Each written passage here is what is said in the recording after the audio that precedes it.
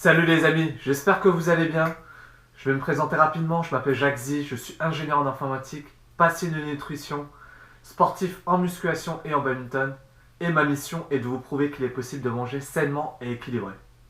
Aujourd'hui on se retrouve dans ma toute nouvelle vidéo sur mon top 5 des meilleurs aliments riches en oméga 3. Mon premier aliment, le saumon. Alors le saumon provient de deux endroits différents, soit de l'océan Atlantique ou de l'océan Pacifique. On distingue deux poissons.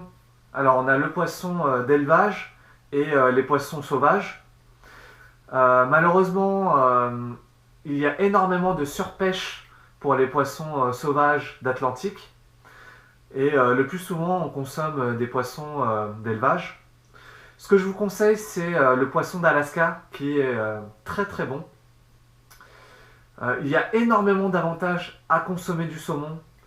Par exemple, il y a beaucoup de protéines dans le saumon, des vitamines A et D. C'est riche en oméga 3 et en minéraux, magnésium, fer. Je vous conseille de consommer du saumon 1 à 2 fois maximum par semaine pour garder tous les bienfaits du saumon. La raison, c'est que le saumon est très haut dans la chaîne alimentaire et donc il est facilement exposé à des polluants, ce qui n'est pas très bon. Mon deuxième aliment, le thon. Alors le thon est une très bonne source de lipides. Il y a énormément de protéines. Pour 100 grammes de thon, on a 25 grammes de protéines. C'est un des poissons qui a le plus de protéines parmi tous les autres poissons. C'est très riche en oméga 3. Il y a également pas mal de fer dans le thon. Ça va être très pratique pour les personnes anémiques, c'est-à-dire les personnes en carence de fer.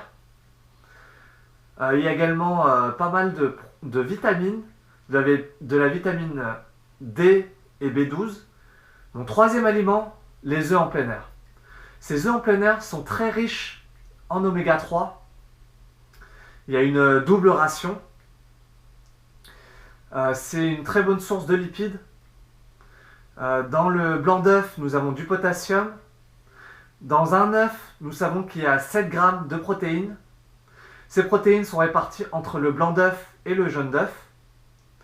Dans ce jaune d'œuf, nous avons plusieurs vitamines, notamment la vitamine A qui permet d'avoir une meilleure vue, de la vitamine D pour avoir une meilleure assimilation du calcium et de la vitamine B12 qui permet d'avoir une meilleure production de globules rouges. Pour acheter des œufs en plein air, je vous conseille de prendre du label bleu blanc cœur. Mon quatrième aliment, les graines de chia.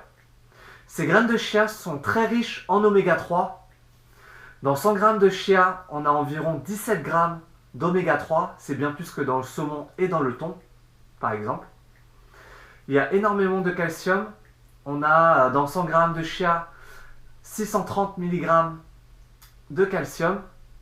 C'est bien plus que dans le lait qui est de 120 mg. C'est riche en fibres. Ça va permettre de réguler le transit. Il y a énormément de protéines végétales. Alors on a dans 100 grammes de chia 16 grammes de protéines. Ces graines de chia sont l'une des rares à avoir les 8 acides aminés essentiels à notre organisme. Je vous mettrai un lien sur ma vidéo sur les protéines végétales qui vous explique tout de A à Z. Alors les graines de chia, c'est un très bon coupe-faim.